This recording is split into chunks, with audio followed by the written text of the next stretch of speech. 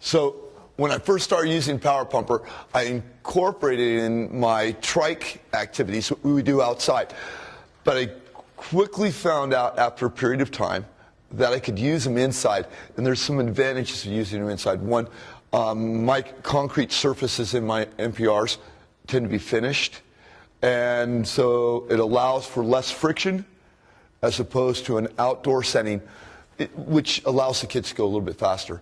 Kids want to move fast. Everyone wants to go fast. And that's one of the advantages of using the Power Pumper for a lot of my kids. And going back to the child who is in the wheelchair, I have a number of kids who are using walkers, who are wheelchair users, and they love getting on the Power Pumper. And it's great to see that. And they're begging for it. And if they're not first, that's a challenge for one child in particular right now. She'll just burst out into tears because she's not first. And so just learning to be patient and wait. When I first teach the Power Pumpers, and by now we're in November, all my kids pretty much so have it dialed. But I'll just clear an open space. And I'm just working on just sitting down, getting our feet on, pulling and pushing. And the kids, some of them might need to sit on your lap, or they might need you. I have a kid who was born with no eyes. He's nonverbal, or very limited verbal, and he's on the spectrum. And he'll sit down, and we sat down on a scooter board in front of him just to help him push his feet forward. And then he was hanging on with his hands automatically. But you could see instantly, as soon as he started getting that feel, that push and pull, a sense of calm. You know? And some of my mod severe autism classes, I'll put the kids on, and they'll be like yanking on it. And then they'll just like see this glow come about their face. And so it made me think about the child who was receiving speech and language services. It allowed him to calmly collect himself before he could go back to therapy. And that's probably why. And I would like to almost take that video home, because I could share that with some of my speech path people. So once I get them to where they can drive on the floor without crashing into each other, then we start to incorporate the city signs. And the reason why I do that is my mod severe classes, they use the city signs as part of their curriculum. And so I'm taking that curriculum from the classroom, and we're applying it into an adaptive PE setting. And then hopefully next step is they can apply it into a community-based setting. As far as the balls, another activity that we really like to do is ride around the room and throw balls at each other. And I call these rainbow balls, because I'll ask the kids, what's the weather like outside?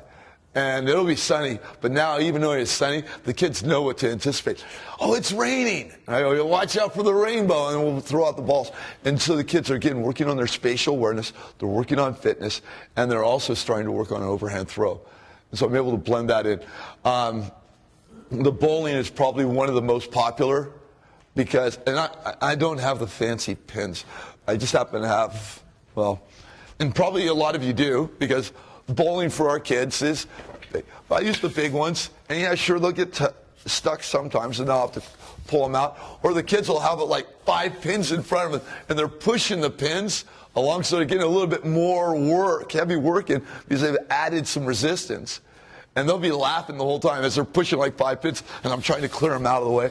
But we'll have the kids knocking the pins down, and the kids that are not knocking the pins down, because I have 4 that I'm using right now.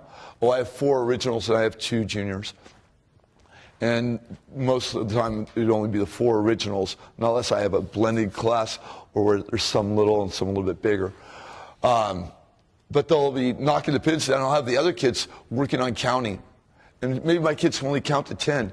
So I'll have a whiteboard, and someone will be drawing a line every time they hit 10. So they're working on some of that academics and taking it, again, out into a general setting, which is great. And the teachers love that. And the kids love it. But the most popular activity that we do by far is Power Pumper racing. And I said Power Pumper.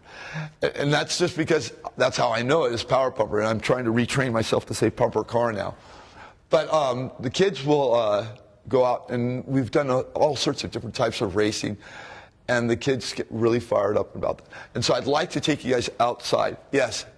Tell just briefly about, the durability. You have the black version of it. And have you had to replace it every 6 months? Or, No, it's 10 years old, and it goes just as strong. And it has some decals on it.